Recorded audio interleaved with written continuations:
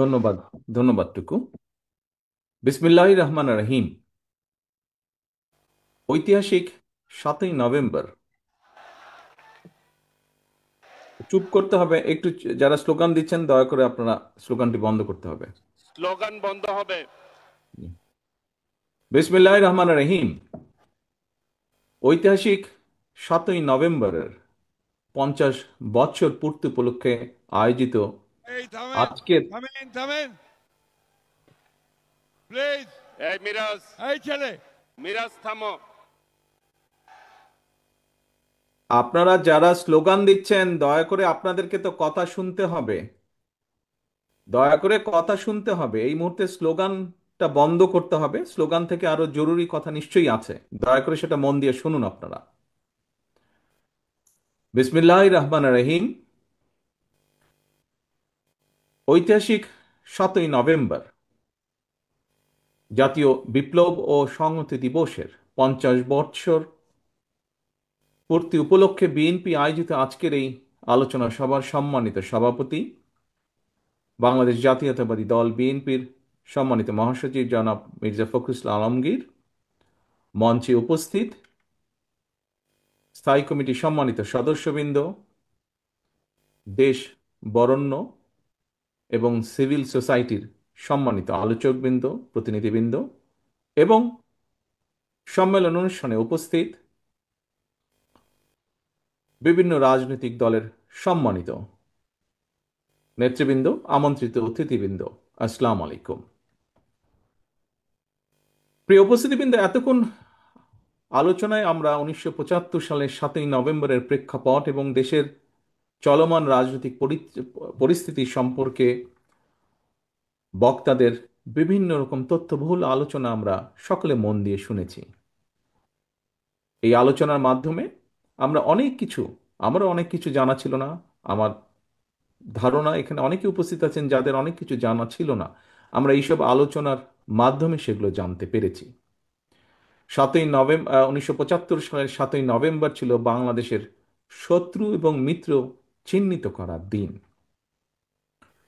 সকল উপস্থিতিবৃন্দ, সম্মানিত নেতৃবৃন্দ, আমার সামনে আজকে মঞ্চে এবং মঞ্চের সামনে উপস্থিত সিভিল সোসাইটি সহ বহু রাজনৈতিক ব্যক্তিত্ব, সম্মানিত ব্যক্তিত্ববর্গ উপস্থিত আছেন। নর্মালি আমি চেষ্টা করি আমার বক্তব্য হয়তো একটু ছোট করতে। আজকে যদিও অনুষ্ঠানটি অনেক লম্বা হয়ে গেছে, তারপরেও আমি ক্ষমা চেয়ে নিচ্ছি। আজকে আমার অনেকগুলো কথা আপনাদের সামনে, আমার চিন্তা অনেকগুলো আপনাদের সামনে আমি তুলে ধরতে চাই। সেই জন্য যদিও বা বিরক্তির উদ্রেক হয়, তারপরেও আপনাদেরকে আমি বিনীতভাবে অনুরোধ করব যদি ধৈর্য সহকারে আমার কথাগুলো বলার সুযোগ আমাকে দেন। ধন্যবাদ। প্রিয় উপস্থিতিবৃন্দ, সম্মানিত নেতৃবৃন্দ, আমন্ত্রিত অতিথিবৃন্দ, বাংলাদেশের জন্মযুদ্ধ থেকেই শুরু করে দেশের প্রতিটি ঐতিহাসিক প্রেক্ষাপট যদি আমরা আলোচনা করতে যাই, তাহলে প্রথমে একটি কথা আমার অনেক সময় মনে পড়ে। কথাটি অনেকটা এরকম: অতীত নিয়ে সবসময় পড়ে থাকলে এক চোখ অন্ধ, কিন্তু অতীতকে যদি আমরা ভুলে যাই তাহলে মনে হয় আমাদের দু চোখই অন্ধ। সুতরাং আমাদেরকে যেরকম সব সময় ইতিহাস চর্চায় থাকার মনে হয় দরকার নেই, অপরদিকে ভবিষ্যতের পথ চলাও ইতিহাস থেকে শিক্ষা গ্রহণ না করাটাও বোধহয় আরেকটি ঐতিহাসিক ভুল হতে পারে।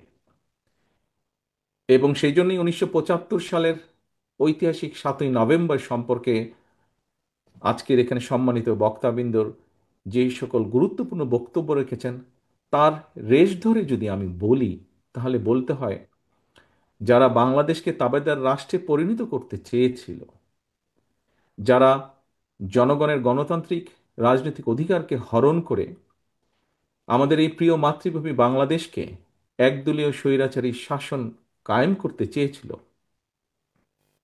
যারা দেশের শৌর্য, বীর্য, সাহস এবং সম্মানের প্রতীক বাংলাদেশ সেনাবাহিনীর গৌরবকে ভুলুণ্ঠিত করতে চেয়েছিল, 1975 সালের 7ই নভেম্বরের এই দিনে দেশপ্রেমিক সিপাহী জনতার ঐতিহাসিক বিপ্লবের মাধ্যমে তাদের পরাজয় ঘটেছে।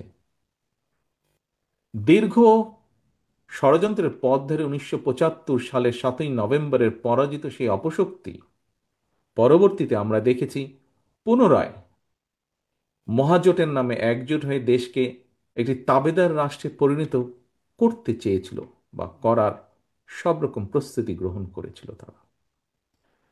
বিডিআর পিলখানায় পরিকল্পিত যে সেনা হত্যাযজ্ঞ ঘটিয়েছিল, তার মাধ্যমে চেয়েছিল সেনাবাহিনীকে দুর্বল করে রাখতে, জনগণের ভোটের অধিকার, গণতান্ত্রিক রাজনৈতিক অধিকার কেড়ে নিয়ে দেশে ফ্যাসিবাদী শাসন কায়েম করেছিল তারা। সম্মানিত উপস্থিতিবৃন্দ, হাজারো শহীদের আত্মত্যাগের মধ্য দিয়ে বীর জনতার গণ অভ্যুত্থানে দীর্ঘ দেড় দশকের বেশি সময় পর দেশ ফ্যাসিবাদ মুক্ত হয়েছে। আমরা যারা বিএনপি করি, আমরা মনে করি 1971 সালের যুদ্ধ ছিল স্বাধীনতা অর্জনের যুদ্ধ। 2024 ছিল দেশ এবং জনগণের স্বাধীনতা রক্ষার। সুতরাং ভবিষ্যতে, যা এখানে বহু বক্তা তাদের গুরুত্বপূর্ণ বক্তব্যে উল্লেখ করে গিয়েছেন, একই সাথে আমিও বলতে চাই, ভবিষ্যতে আর কেউ যাতে দেশ এবং জনগণের অধিকার হরণ করতে না পারে, দেশকে আবার তাবেদার রাষ্ট্রে পরিণত করতে না পারে, এটিই হোক আজ আমাদের এবারের 7ই নভেম্বরের প্রধান অঙ্গীকার বা শপথ। সম্মানিত উপস্থিতিবৃন্দ, এই অধিকার বা এই শপথ বা অঙ্গীকার বাস্তবায়নের জন্য প্রয়োজন জাতীয় ঐক্য। বাংলাদেশের আর্থ সামাজিক ভৌগোলিক রাজনৈতিক বাস্তবতায় জাতীয় ঐক্যকে যদি সমুন্নত রাখতে চাই আমরা, তাহলে আমাদেরকে 7ই নভেম্বরের মতন সিপাহী জনতার বিপ্লবের চেতনা মনে প্রাণে ধারণ করতে হবে। 1971 সালের স্বাধীনতা যুদ্ধ, 75-এর 7ই নভেম্বর তাবেদার অপশক্তির বিরুদ্ধে সিপাহী জনতার বিপ্লব, 90-এর স্বৈরাচার বিরোধী আন্দোলন, কিংবা 2024-এর ফ্যাসিবাদ বিরোধী গণ অভ্যুত্থান, এভাবে ইতিহাসের বিভিন্ন সময় প্রতিটি বিপ্লব কিংবা অভ্যুত্থানের একটাই আকাঙ্ক্ষা ছিল, এবং সেই আকাঙ্ক্ষা হল স্বাধীন বাংলাদেশে জনগণের রাজনৈতিক এবং অর্থনৈতিক অধিকার প্রতিষ্ঠা। সম্মানিত উপস্থিতিবৃন্দ, দেড় দশকের ফ্যাসিবাদী চক্রের কবল থেকে দেশকে মুক্ত করতে গিয়েও অসংখ্য অগণিত মানুষ জীবন দিয়েছেন। মাত্র সেদিনের কথা, শুধুমাত্র জুলাই আগস্টেই শহীদ হয়েছেন 1,500-এরও বেশি মানুষ। ফ্যাসিবাদ পতনের আন্দোলনে ছাত্র জনতা, নারী পুরুষ, কৃষক শ্রমিক, সকল শ্রেণী পেশার মানুষ কেন রাজপথে সেদিন নেমে এসেছিলেন? আমাদের জানা থাকা দরকার, জনগণ কিন্তু রাষ্ট্র এবং রাজনীতিতে নিজেদের অধিকার প্রতিষ্ঠার জন্যই সেদিন রাজপথে নেমে এসেছিলেন। একজন রাজনৈতিক কর্মী হিসাবে আমি মনে করি, অবশ্যই কোনো একটি নির্দিষ্ট রাজনৈতিক দল বা গোষ্ঠীর অধিকার প্রতিষ্ঠা কিংবা রাজনৈতিক দর কষাকষির করার সুযোগ সৃষ্টি করে দেওয়ার জন্য হাজারো লাখো মানুষ রাজপথে জীবন বিলিয়ে দেয়নি। সম্মানিত উপস্থিতিবৃন্দ, জনগণের অধিকার প্রতিষ্ঠার জন্য জনগণের সরাসরি ভোটে জনগণের কাছে জবাবদিহিমূলক সরকার প্রতিষ্ঠার ক্ষেত্র যখন প্রস্তুত হচ্ছে, আমরা খেয়াল করে দেখছি তখন কয়েকটি রাজনৈতিক দল অন্তর্বর্তীকালীন সরকারের দুর্বলতার সুযোগ নিয়ে কার্যত গণতান্ত্রিক আমি জনগণের রাজনৈতিক অধিকার প্রতিষ্ঠার বিরুদ্ধেই মনে হয় অবস্থান নিচ্ছে বা নিয়েছে। আমি একজন রাজনৈতিক কর্মী হিসাবে আমার দলের পক্ষ থেকে আবারও ফ্যাসিবাদ বিরোধী আন্দোলনের সহযোগীদের, এখানে সেই সহযোগীদের, আমাদের আন্দোলনের রাজপথের বহু সহযোগী আজ উপস্থিত আছেন, সেই সহযোগীদের দৃষ্টি আকর্ষণ করে বলতে চাই, বর্তমান দুর্বল অন্তর্বর্তীকালীন সরকারকে হুমকি ধমকি না দিয়ে আগামী ফেব্রুয়ারি মাসে জনগণের সেই সকল সহযোগী যারা ছিলেন, যাদের নিয়ে বিভিন্ন সন্দেহ প্রকাশ হচ্ছে, তাদেরকে লক্ষ্য রেখে সাথে আজকে যারা উপস্থিত আছেন তাদেরকে সাথে নিয়ে বলতে চাই, অন্তর্বর্তীকালীন সরকারকে হুমকি ধামকি না দিয়ে আগামী ফেব্রুয়ারি মাসে জনগণের মুখোমুখি হই আমরা, চলুন। জনগণের মুখোমুখি আমরা সকলে হই, চলুন। আমাদের প্রতিটি রাজনৈতিক দলের মনে হয় একটি কথা গুরুত্ব সহকারে মনে রাখা প্রয়োজন। নিজ নিজ দলীয় সমর্থক নেতাকর্মীদের বাইরে কিন্তু অরাজনৈতিক কিংবা নির্দলীয় এক বিশাল সংখ্যক জনগোষ্ঠী রয়ে গিয়েছে। এই লাখো কোটি অরাজনৈতিক কিংবা নির্দলীয় জনগোষ্ঠীর প্রত্যাশা বাস্তবায়নের দিকে নজর দেওয়া রাজনৈতিক দলের প্রতিনিধি হিসাবে আমাদের প্রত্যেকের অত্যন্ত পবিত্র এবং গুরুত্বপূর্ণ দায়িত্ব বলে একজন রাজনৈতিক কর্মী হিসাবে আমি দৃঢ়ভাবে বিশ্বাস করি।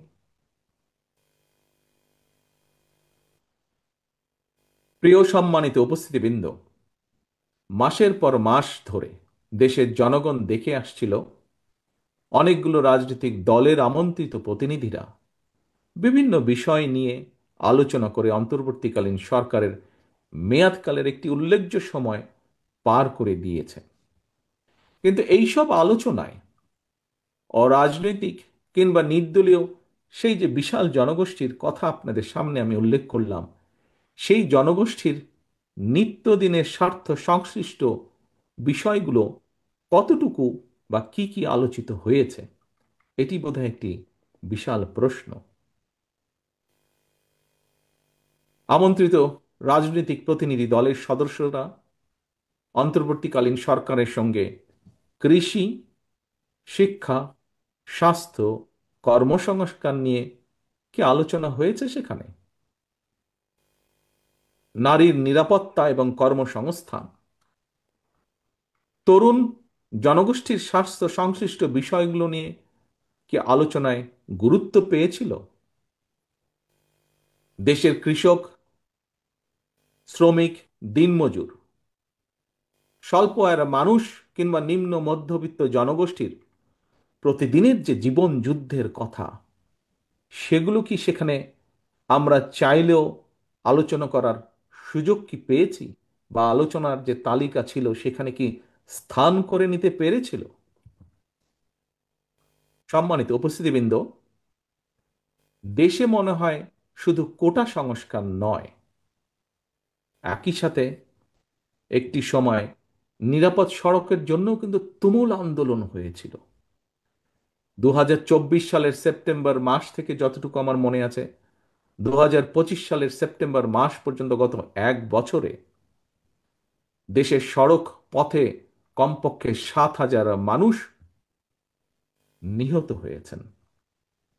এদের মধ্যে 48% নারী এবং শিশু ও পথচারী ছিলেন। আহত হয়েছেন 13,000 মানুষ। এই যে এত হাজার মানুষ যারা নিহত হয়েছেন, এই পরিবারগুলোর কি অবস্থা হয়েছে পরবর্তীতে, আমরা কি কখনো সেগুলো বিষয় নিয়ে আলোচনা করেছি, চিন্তা করেছি? যে 13,000 মানুষ বা তারও কিছু বেশি মানুষ আহত হয়েছেন, যে শিশু, যে নারী নিহত বা আহত হয়েছেন, পরবর্তীতে তাকে নিয়ে আহত হলে অথবা নিহত হলে তার পরিবার নিয়ে, তাদের বিষয়গুলোকে নিয়ে কি আমরা আলোচনা করেছি? তারা তো আমাদেরই সমাজের অংশ, দেশের অংশ। সম্মানিত উপস্থিতিবৃন্দ, বিশ্বে খুব সম্ভবত সড়ক দুর্ঘটনায় সবচেয়ে বেশি হতাহতের তালিকায় বাংলাদেশ জায়গা করে নিয়েছে। কিন্তু অন্তর্বর্তীকালীন সরকারের সঙ্গে নানা বিষয় নিয়ে শত শত দফা নিয়ে আলোচনা হলেও সড়ক নিরাপত্তার বিষয়টি আলোচনায় মনে হয় জায়গা করে নিতে পারেনি। এইসব প্রশ্নগুলো কিন্তু কাউকে দোষারোপ করার জন্য আমি এখানে উপস্থাপন করছি না। একজন রাজনৈতিক কর্মী হিসাবে আজকে আমি বহু বরেণ্য ব্যক্তির সামনে সুযোগ পেয়েছি কথা বলার। আমি একজন রাজনৈতিক কর্মী হিসাবে আমার জিজ্ঞাসাগুলো আপনাদের সামনে তুলে ধরতে চাইছি। প্রিয় উপস্থিতিবৃন্দ, আমাদের রাজনীতি তাহলে কাদের জন্য? দেশের সাম্প্রতিক পরিস্থিতিতে একজন রাজনৈতিক কর্মী হিসাবে আমার কিছু উপলব্ধির কথা আমি আপনাদের সঙ্গেই শেয়ার করছি। এজন্য হয়তো একটু সময় লাগছে বেশি। আমি আবারও আপনাদের যদি বিরক্তির উদ্রেক করে থাকি তার জন্য আপনাদের কাছে ক্ষমা চেয়ে নিচ্ছি। উপস্থিতিবৃন্দ, প্রচলিত রাজনীতির যে গুণগত সংস্কার, সেই সংস্কার চাইলে, গুণগত যে সংস্কার চাইলেও পুঁথিগত সংস্কারের চেয়ে জননিরাপত্তার বিষয়গুলো, জনগণের জীবন ঘনিষ্ঠ বিষয়গুলো রাজনীতিবিদদের কর্ম পরিকল্পনায় মনে হয় আরেকটু গুরুত্ব পাওয়া দরকার। আইন শৃঙ্খলা পরিস্থিতি রক্ষায় আরও মনে হয় আমাদের সকলে মিলে অধিক মনোযোগী হওয়া দরকার। আমি আজকের এই আলোচনা সভায় আরো দু একটি বিষয়, অনেক বিষয় আছে। অলি আহমেদ সাহেব যেরকম বলেছেন যে কতগুলো বিষয় তুলে ধরলে কয়েক ঘন্টা সময় লাগবে, কিন্তু সংক্ষেপে উনি বলেছেন। আমার কাছে এরকম অনেকগুলো প্রশ্ন আছে আমার মনে একজন রাজনৈতিক কর্মী হিসাবে। তবে যেহেতু এই আলোচনা সভায় হয়তোবা সবগুলো রেইজ করা যাবে না, আমি দু একটি বিষয় আরো আপনাদের সামনে উল্লেখ করতে চাই। সম্মানিত উপস্থিতিবৃন্দ, আমার যতটুকু ধারণা আছে, যতটুকু আমি জেনেছি, দেশে এবার 1 কোটি, খুব সম্ভবত 1,15,00,000 টন আলু উৎপাদন হয়েছে। আলু উৎপাদন করে কৃষকরা খুব সম্ভবত, আলু কৃষকরা বিপাকে পড়ে গিয়েছেন আলুর এই এই এই এই উৎপাদনের কারণে। কারণ আলুর যে উৎপাদন খরচ এবং আলুর উৎপাদিত আলু যে কোল্ড স্টোরেজে রাখতে হবে, প্রতি কেজি আলুর পেছনে খুব সম্ভবত খরচ পড়ছে প্রায় 25 থেকে 27 টাকার মতন। অথচ আলু চাষিরা কিন্তু এখনো অর্ধেক দামেও উৎপাদিত আলু বাজারে বিক্রি সম্ভবত করতে ওনারা পারছেন না। আলু চাষ করে আলু চাষিরা এবার প্রায়, হিসাব যা বলে কম বেশি, যেই স্ট্যাটিস্টিক্স যতটুকু পাওয়া গিয়েছে, প্রায় 3,000 কোটি টাকার যে লোকসান তার আশঙ্কা তারা করছেন। 3,000 কোটি টাকার মতন লোকসান হতে পারে। অপরদিকে এখানে খুব সম্ভব এক বক্তা ওনার বক্তব্যে উল্লেখ করেছেন, যে যা আমি এখনই বলতে চাইছি আপনাদের সামনে।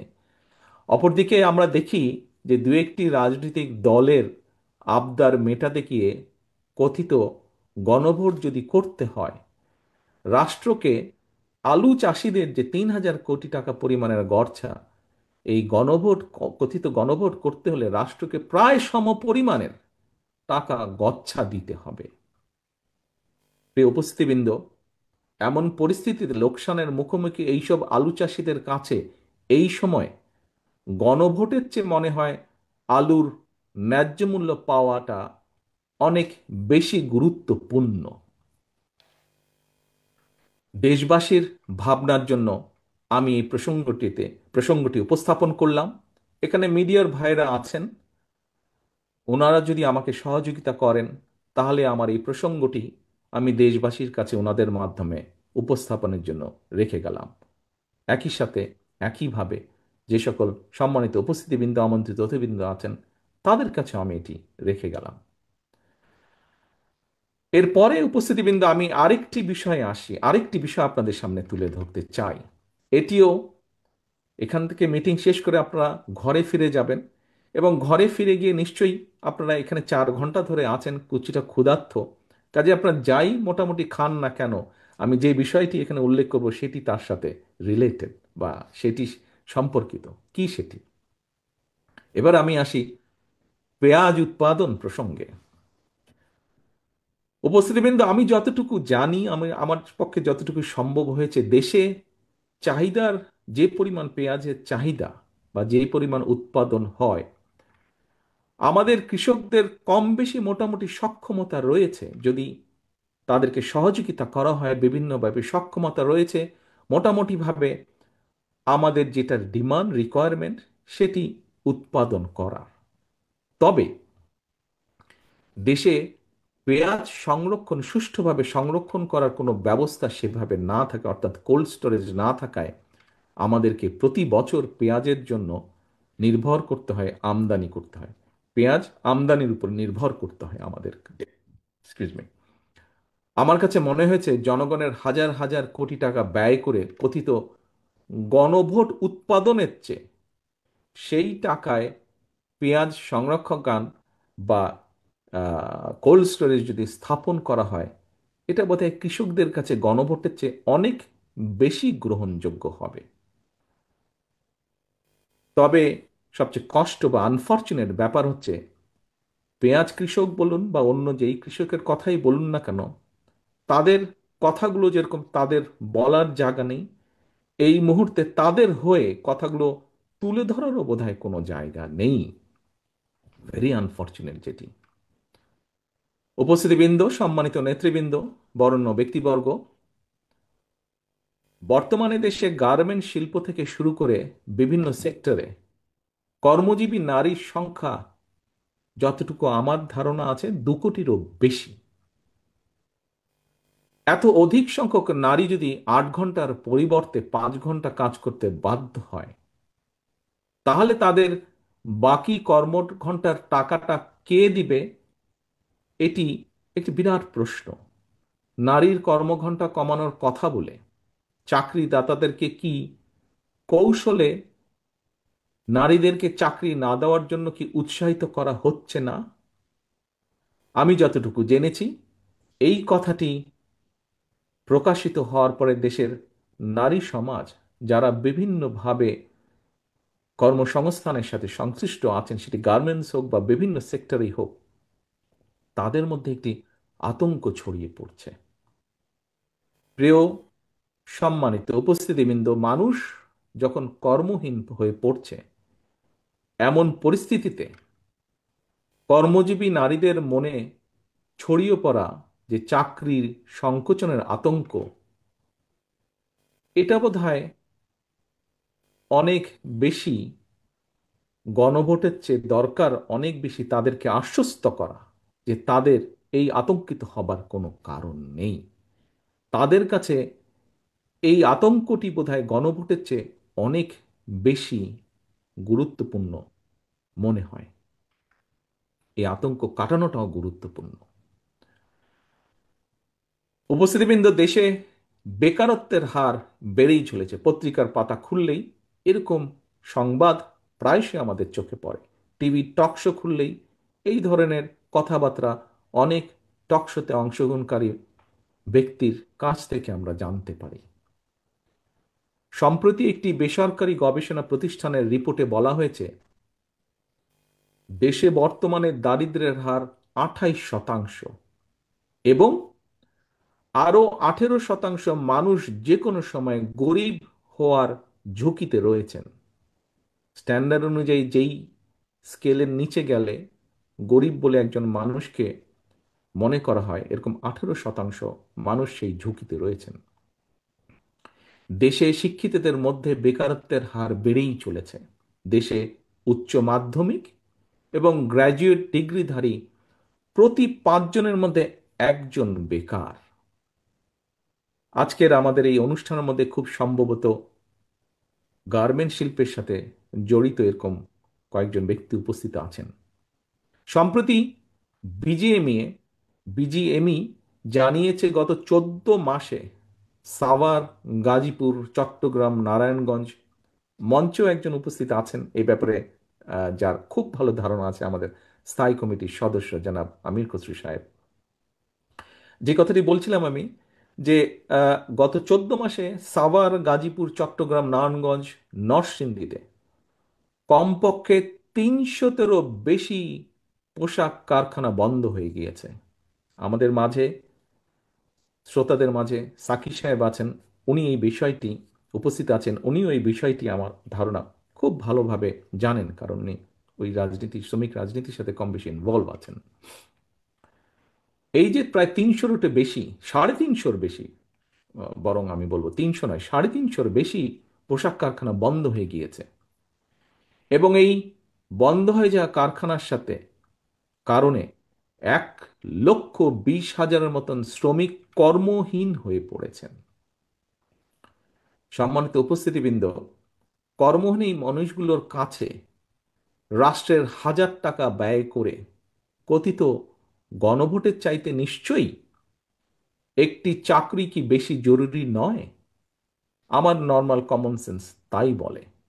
যে কোনো একজন স্বাভাবিক মানুষের কমন সেন্স তাই বলবে যে হাজার হাজার কোটি টাকা খরচ করে কথিত গণভোটের চেয়ে চাকরিহারা একজন ব্যক্তি মানুষের কাছে সবচেয়ে বেশি প্রায়োরিটি হচ্ছে একটি চাকরি বা একটি কর্মসংস্থান। আনফর্চুনেটলি মাসের পর মাস রাষ্ট্র মেরামতের নানা উপাদান নিয়ে আমরা আলোচনা করেছি, কিন্তু রাষ্ট্রের লক্ষ লক্ষ বেকারদের কর্মসংস্থান নিয়ে আলোচনার জন্য একটি দফা বা একটি দিনও আমরা নির্ধারণ করিনি বা করতে পারিনি। সম্মানিত নেতৃবৃন্দ, বিশিষ্ট উপস্থিত ব্যক্তিবর্গ, দীর্ঘ 1.5 দশকের ফ্যাসিবাদী শাসন আমলে দেশের শিক্ষা ব্যবস্থাকে সম্পূর্ণভাবে পরিকল্পিতভাবে ধ্বংস করে দেওয়া হয়েছিল। এত সংস্কার কমিটি হলো, অথচ একটি শিক্ষা সংস্কার কমিটি কিন্তু করা হলো না। শিক্ষা ব্যবস্থা বিপর্যয়ের একটি ছোট্ট দিক, কিন্তু আমার দৃষ্টিতে অসম্ভব অসম্ভব গুরুত্বপূর্ণ একটি দিক আপনাদের সামনে আজকের এই আলোচনা সভায় আমি উপস্থাপন করতে চাই। উপস্থিতিবৃন্দ, গত অক্টোবর মাসে প্রকাশিত উচ্চ মাধ্যমিক, আমি জানি না আপনারা খেয়াল করেছেন কিনা বিষয়টি, যেভাবেই হোক আমি খেয়াল করার সুযোগ হয়েছে আমার। গত অক্টোবর মাসে প্রকাশিত উচ্চ মাধ্যমিক পরীক্ষার ফলাফলে যদি আমরা বিবেচনা করি, আমরা দেখব 2025 সালে উচ্চ মাধ্যমিক পরীক্ষায় পাশের হার ছিল সর্বনিম্ন। শুধু তাই নয়, আমরা যদি আরেকটি জিনিস খেয়াল করি, সবগুলো যদি বিবেচনা করি, দেশে 200টিরই বেশি শিক্ষা প্রতিষ্ঠান যেখানে একজন শিক্ষার্থীও পাশ করেনি। এটি তো গেল একটি দিক। এর ভিতরে আরেকটি অত্যন্ত ডেঞ্জারাস বিষয়, খুব অ্যালার্মিং একটি বিষয় আপনাদের সামনে আমি এখন উপস্থাপন করতে চাই। সিরিয়াস বা দুশ্চিন্তার বিষয় হলো, সবচেয়ে বেশি শিক্ষার্থী অকৃতকার্য হয়েছেন ইংরেজি বিষয়ে, ইংরেজি সাবজেক্টে। 9টি সাধারণ শিক্ষা বোর্ডের অধীনে 1/3 বেশি শিক্ষার্থী ইংরেজি সাবজেক্টে পাশ করেননি বা করতে পারেননি। উপস্থিতিবৃন্দ, ইংরেজির পরে সবচেয়ে বেশি সংখ্যক শিক্ষার্থী যেটিতে অকৃতকার্য হয়েছেন সেটি হচ্ছে তথ্য প্রযুক্তি, অর্থাৎ আইসিটি। এই বিষয়ে অকৃতকার্য হয়েছেন। ইংরেজি এবং আইসিটির মতন এমন গুরুত্বপূর্ণ দুটি বিষয় এইভাবে অকৃতকার্য হতে থাকলে বর্তমানে এই এআই যুগের এই প্রতিযোগিতামূলক বিশ্বে একটা জাতি হিসাবে আমরা কিভাবে সম্মান এবং মর্যাদার সঙ্গে টিকে থাকবো বা থাকা সম্ভব, আমার মনে হয় এই বিষয়টি এখানে আমরা যারা ঘরে উপস্থিত আছি, বিশেষ করে যারা আমরা জনগণকে সামনে রেখে জনগণের জন্য রাজনীতি করি, আমাদের প্রত্যেকটি মানুষকে অত্যন্ত সিরিয়াসলি বোধহয় চিন্তা করা প্রয়োজন। বর্তমান গ্লোবাল ভিলেজে শিক্ষা দীক্ষায় টিকে থাকতে হলে আমাদেরকে তথাকথিত গণভোট নিয়ে গবেষণার পরিবর্তে আমার কাছে মনে হয় শিক্ষা সংস্কার নিয়ে গবেষণা করা বোধহয় অনেক অনেক বেশি জরুরি প্রয়োজন। সম্মানিত উপস্থিতিবৃন্দ, পলাতক লুটেরা বাহিনীর বেপরোয়া লুটপাটের পর দেশের ব্যাংকিং সেক্টর এখনো খুব সম্ভবত, যতটুকু পত্রপত্রিকার খবরে দেখছি, অবশ্যই ঘুরে দাঁড়াতে পারেনি। দেশের মনে হয় কমপক্ষে 24টি ব্যাংক এখনো মূলধন ঘাটতিতে পড়ে রয়েছে বা পড়েছে। আমি এখানে কতগুলো বিষয়, কতগুলো কনসার্ন আমি আপনাদের সামনে তুলে ধরছি। কাউকে কোনো রকম ভয় দেখাতে চাইছি না আমি, বাট একজন রাজনৈতিক কর্মী হিসেবে আমার কতগুলো কনসার্ন আমি আপনাদের সামনে তুলে ধরতে চাইছি। উপস্থিতিবৃন্দ, দেশের অর্থনৈতিক পরিস্থিতি আমরা কম বেশি যদি সকল কিছু বিবেচনা করি, কম বেশি দিনে দিনে নাজুক হয়ে উঠছে।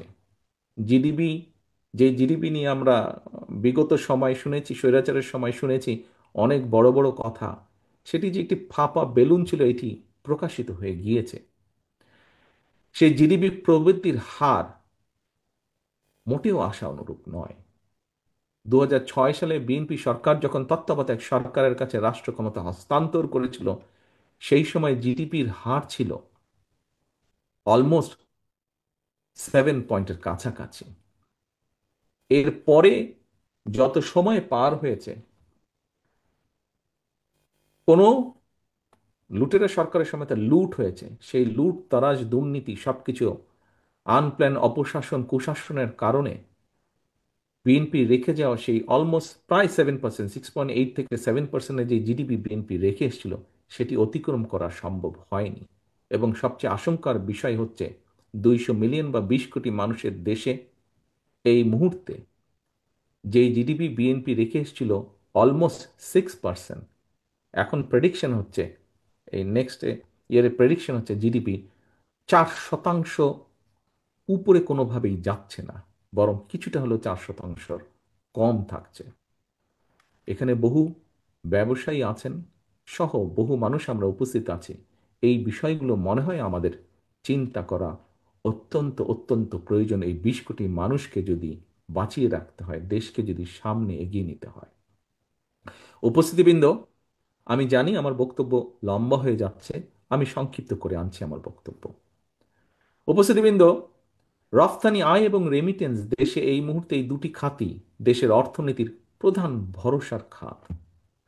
গত কয়েক মাসেও যদি আপনারা দেখেন স্ট্যাটিস্টিকগুলো, রফতানি খাতেও কিন্তু কিছুটা নেতিবাচক পরিস্থিতি সৃষ্টি হয়েছে বিভিন্ন ক্ষেত্রে। দেশের ব্যবসায়ী সমাজ এবং বিদেশে বাংলাদেশের উন্নয়ন সহযোগী যারা আছেন, তারা বলছেন দেশের অর্থনীতিকে ঘুরে দাঁড়াতে হলে অবশ্যই প্রয়োজন জনগণের ভোটে একটি নির্বাচিত স্থিতিশীল সরকার। কয়েকদিন আগে আন্তর্জাতিক অর্থনৈতিক সংস্থা স্রেফ ডাইরেক্ট পরিষ্কার বলে দিয়েছে যে নির্বাচিত সরকার ছাড়া তারা তাদের অর্থ সংস্থান ফান্ড রিলিজ তারা করবে না। কিন্তু আমরা দেখছি এই মুহূর্তে কোনো কোনো রাজনৈতিক দল নানা শর্ত দিয়ে, যেখানে অর্থনীতির এই অবস্থা, যেখানে বেকার সমস্যার এই অবস্থা, যেখানে প্রত্যেকটি সবকিছু ভেঙে পড়ছে, মাহফুজুল্লাহ সাহেব ওনার বক্তব্যে আরো কয়েকটি সেক্টরের কথা উনি উল্লেখ করে গিয়েছেন। আমরা দেখছি নানা শর্ত জুড়ে দিয়ে কিছু রাজনৈতিক দল, সেই যে প্রথমে বলেছিলাম আজকে যারা আমরা রাজপথের সঙ্গীরা বসে আছি, কেউ হয়তো রাজপথের সঙ্গী ছিল, সেরকম কিছু দলকে আমরা দেখছি বর্তমানে বিভিন্ন শর্ত দিয়ে জাতীয় নির্বাচন অনুষ্ঠান বাধা সৃষ্টি করতে চাইছে। জাতীয় নির্বাচন অনুষ্ঠান নিয়ে জটিলতার সৃষ্টির অর্থ একদিকে নির্বাচন না করেই হয়তো রাষ্ট্রের খবরদারির সুযোগ গ্রহণ করা, অপরদিকে রাজনীতি ভাবে যদি বলতে হয় পরিষ্কারভাবে, যা দিবালকের মতন পরিষ্কার, অপরদিকে পতিত পরাজিত পলাতক স্বৈরাচারের পুনর্বাসনের পথকে সুগম করে দেওয়া। পলাতক স্বৈরাচারী সহযোগীরা গত কয়েকদিনে আমরা দেখছি খোদ রাজধানীতে যেভাবে আগুন সন্ত্রাস চালিয়েছে, ফ্যাসিবাদী বিরোধী শক্তির করণীয় সম্পর্কে এটা একটা সতর্ক বার্তা হতে পারে বলে আমার কাছে মনে হয়। এখনই সবার কাছে স্পষ্ট, ফ্যাসিবাদ বিরোধী আন্দোলনে একটা দল ফ্যাসিবাদের নিষ্ঠুরতা থেকে নিজেদেরকে বাঁচাতে গিয়ে, যেটি তাদের বিভিন্ন পর্যায়ের নেতৃবৃন্দ অনেক সময় বিভিন্ন জায়গায় উল্লেখ করেছে, যে নিজেদেরকে বাঁচাতে গিয়ে তারা ফ্যাসিবাদের ছাতার নিচে আশ্রয় নেওয়ার কৌশল অবলম্বন করেছিল। সম্মানিত উপস্থিতিবৃন্দ, বর্তমান পরিবর্তিত পরিস্থিতিতে সেই পতিত পরাজিত পলাতক স্বৈরাচার একইভাবে ফ্যাসিবাদ বিরোধী আন্দোলনে থাকা সেই দলটির ছাতার নিচে আশ্রয় নিয়েছে কিনা মনে হয় এটি আমাদের সকলের দেখার বা ভাবার সময় এসছে। গণভোটের আড়ালে পতিত পরাজিত পলাতক অপশক্তিকে রাষ্ট্র রাজনীতিতে পুনর্বাসনের সুযোগ করে দেয়া হচ্ছে কিনা, আমি এ ব্যাপারে মিডিয়ার ভাইদের মাধ্যমে, সম্মানিত আলোচকবৃন্দের মাধ্যমে, সম্মানিত রাজনৈতিক বরেণ্য ব্যক্তির মাধ্যমে, সিভিল সোসাইটির ব্যক্তিদের মাধ্যমে সকলকে এই ব্যাপারে সতর্ক দৃষ্টি রাখার জন্য দেশের গণতান্ত্রিক আমি জনগণের প্রতি আহ্বান জানাই। সম্মানিত উপস্থিতিবৃন্দ, স্বল্প মেয়াদী অন্তর্বর্তীকালীন সরকারের কাছে জনগণের সকল ক্ষেত্রে সার্বিক সফলতা আশা জনগণ সকল ক্ষেত্রে সার্বিক সফলতা আশা করে না। এটি অন্তর্বর্তীকালীন সরকারের প্রধান দায়িত্ব নয়। অন্তর্বর্তীকালীন সরকার দেশে আগামী ফেব্রুয়ারি মাসে জাতীয় নির্বাচন অনুষ্ঠানের সময় নির্ধারণ করেছে। এখন সরকারকেই সিদ্ধান্ত নিতে হবে তারা কি একটি রাজনৈতিক দলের আকাঙ্ক্ষা বাস্তবায়ন করবে, নাকি দেশের গণতান্ত্রিক আমি জনগণের কাছে জবাবদিহিমূলক একটি সরকার প্রতিষ্ঠার লক্ষ্যে ফেব্রুয়ারির জাতীয় নির্বাচনকে অগ্রাধিকার বা প্রায়োরিটি তারা দেবে। রাজপথের আন্দোলনের সকল সঙ্গীদের দৃষ্টি আকর্ষণ করে বলতে চাই, এই কথাটি আমি আগেও বলেছিলাম, আজও আবার আপনাদের সামনে আমি তুলে ধরতে চাই। উত্তর কোরিয়ার সংবিধানে লেখা রয়েছে democratic peoples republic of Korea. প্রিয় উপস্থিতিবৃন্দ, সম্মানিত নেতৃবৃন্দ, সংবিধানে লেখা থাকলেই সবকিছু কি নিশ্চিত হয়ে যায়? হয়তো হয়ে যায় না। বাংলাদেশের ইতিহাস কিন্তু তাই বলে কম বেশি। আসলে সবার আগে প্রয়োজন রাষ্ট্র রাজনীতি সম্পর্কে, প্রয়োজন মানসিকতার পরিবর্তন, প্রয়োজন রাজনৈতিক সমঝোতার, প্রয়োজন গণতান্ত্রিক মানসিকতার, সর্বোপরি প্রয়োজন দেশপ্রেম এবং জাতীয় ঐক্য। দেশ এবং জনগণের বৃহত্তর স্বার্থে দেশের সবচেয়ে জনপ্রিয় এবং জনসমর্থিত দল হওয়া সত্ত্বেও ফ্যাসিবাদ বিরোধী জাতীয় ঐক্য অটুট রাখার ব্যাপারে বিএনপি সর্বোচ্চ ছাড় দিয়েছে। সম্মানিত উপস্থিতিবৃন্দ, এটি কথার কথা নয়, এটি প্রমাণিত। 2 এবং 2 যেমন 4 হয় যোগফল, এটিও প্রমাণিত। আমরা যদি কাগজপত্রগুলো দেখি তাহলে দেখব বিএনপি সর্বোচ্চ ছাড় দিয়েছে। রাজনৈতিক ঐক্যমত কমিশনের প্রতিটি দফা পর্যালোচনা করলে দেখা যাবে বিএনপি অধিকাংশ পয়েন্টে ইতিবাচক দৃষ্টিভঙ্গির পরিচয় দিয়েছে। আমাদের বক্তব্য একদম পরিষ্কার। জুলাই সনদে যা অঙ্গীকার করা হয়েছে, যা আমরা সই করে এসেছি, বিএনপি এইসব অঙ্গীকার রক্ষা করবে, রক্ষা করতে দৃঢ়প্রতিজ্ঞ। তবে তবে কোনো রাজনৈতিক দল যদি অন্তর্বর্তীকালীন সরকারকে দুর্বল পেয়ে যা ইচ্ছা তাই আদায় করে নিতে চায়, কিংবা জনগণের দ্বারা বিএনপির বিজয় ঠেকাতে চায় বা কোনো অপকৌশল গ্রহণ করে, সেটি মনে হয় শেষ পর্যন্ত তাদের নিজেদের জন্যই রাজনৈতিক বিপর্যয়ের কারণ হয়ে দাঁড়াবে বা দাঁড়াতে পারে কিনা সে ব্যাপারে তাদের বোধহয় সতর্ক থাকা দরকার।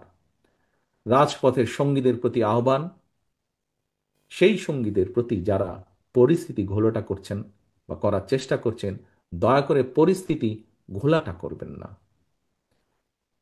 স্বাধীনতা এবং স্বাধীনতা প্রিয় দেশবাসী, বাংলাদেশের স্বাধীনতা সার্বভৌমত্ব বিরোধী চক্রান্ত নস্যাৎ এবং জনগণের গণতান্ত্রিক অধিকার রক্ষায় 1975 সালে 7ই নভেম্বরে সংগঠিত সিপাহী জনতার বিপ্লব উপলক্ষে আজকের আয়োজিত এই আলোচনা সভায় আমি স্বাধীনতার ঘোষকের একটি কথা আপনাদের সামনে আবার উচ্চারণ করতে চাই। অনেক আগে আমি কথাটি বলেছিলাম।